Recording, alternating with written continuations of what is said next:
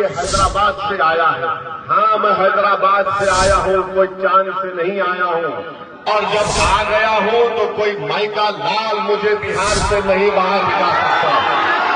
आपका बेटा अगर आज अल्लाह ने उसको डॉक्टर बनाया तो मेरे मेडिकल कॉलेज में पढ़ाकर बनाया, जब तुमको याद नहीं आया।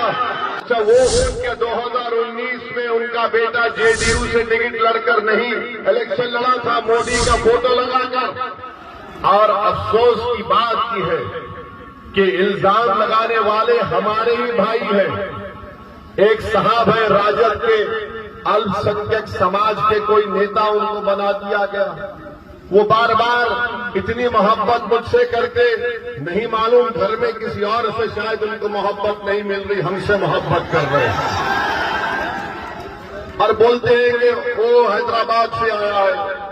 अरे जनाब, आपका लफ्ते जिगर, आपका बेटा अगर आज अल्लाह ने उसको डॉक्टर बनाया तो मेरे मेडिकल कॉलेज में पढ़ाकर बनाया, जब तुमको याद नहीं आया। तुम आज हमको बड़ी बड़ी गाली देते हो। अच्छा, वो खुद के 2019 में उनका बेटा जेडीयू से टिकट लड़कर नहीं इलेक्शन लड़ा था, मोदी का फोटो लगाकर।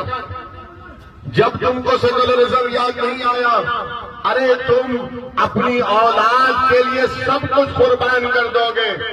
और मैं बिहार आकर 19% जनता की इंसाफ की बात कर रहा हूं।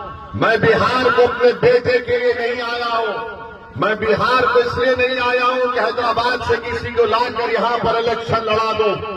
मैं बिहार को इसलिए नहीं आया हूं कि यहां पर वोट हासिल करके जिस तरह वो हमारे 4 एमएलए अपना जमीर बेचकर बेईमान साबित हुए, वो अपना जमीर बेच देंगे। अरे मैं यहां पर आया हूं तो 19% जनता को एक नेता बनाने के लिए, और ऐसा नेता बनाने के लिए जो न राजद से डरेगा, न मोदी से डरेगा, न नीतीश से डरेगा, बल्कि सिर्फ अल्लाह से डरने वाला होगा।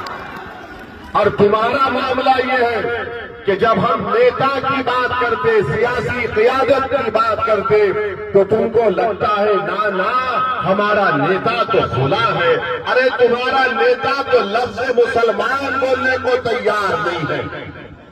तुम्हारा नेता तो लफ्ज़ मुसलमान बोलने को तैयार नहीं है।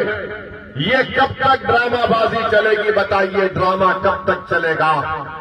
मुसलमान इनको कब याद आता है? चुनाव आ गया, ए भाई हमको वोट दे दो। उसके बाद उसको पलट कर मत पूछो। चुनाव खत्म हो गया, हम खत्म हो गए। चुनाव आया तो देखो जुल्म हो रहा है, आपको दबाया जा रहा है। अरे जब जुल्म हो रहा है, जब दबाया जा रहा है, तो उसका रोकथाम कैसा होगा? उसका सद्देबाब क्या होगा? उसका सद्देबाब यह है कि तुमको लीडर बनना पड़ेगा, तुमको कायद बनना पड़ेगा। मुकद्दर के फैसले तुम तय करोगे कि पटना में जालिम बैठकर तुम्हारे नौजवानों, तुम्हारे मुस्तकबिल का फैसला नहीं करेगा। हम सिर्फ यही उम्मीद पर बैठे थे 50-60 साल से, अरे नहीं ये अच्छे लोग हैं, ये हमारा साथ देंगे, ये हमारी मदद करेंगे। अरे बताओ हमारा क्या फायदा हुआ? हमने रिपोर्ट बनवाई बिहार के मुसलमानों के बारे में, 5 साल पहले हमने उसको रिलीज करवाया। उस रिपोर्ट को पढ़ने के बाद